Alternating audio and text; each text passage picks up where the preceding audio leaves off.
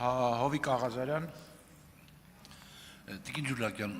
եթե չեմ սխալվում, այսպեսի նորմ կար,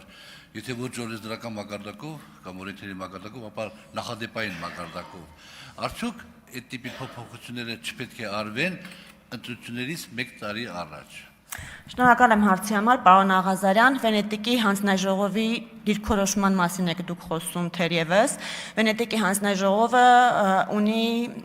ուղեցույց, որը կոչվում է ընտրական հարցերի լավագույն փորձի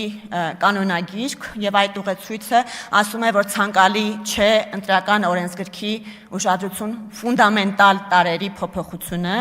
ընտրություններից անմիջապես առաջ եւ մասնավորեցնում է, թե որոնք են այդ ֆունդամենտալ տարերը։ Ընտրական կարգը, այսինքն համամասնական թե մեծամասնական, երկրորդը ընտրական հանձնաժողովներում անդամության առնչվող հարցերը եւ երրորդը ընտրատարածքների սահմանների փոփոխությունները։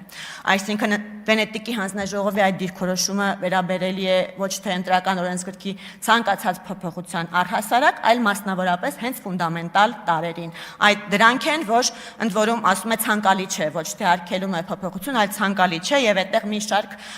պայմաններ է նախատեսում, թե որ դեպքում կարող են նույնիսկ այդ ֆունդամենտալ տարերը փոփոխության ենթարկվեն։ Ես ուզում եմ ասել, որ մենք այստեղ որևէ գլոբալ փոփոխություն չենք անում եւ խաղի որևէ կանոն չի փոխվում այս նախագծով, ընդհանրապես հստակեցվում է արդեն գործող կանոնը։ Շնորհակալություն։ Միքայել Թոմասյան, հանում եք։ Արման Եղոյան, հաստատ։ Շնորհակալություն։ Շնորհակալություն, Տիկին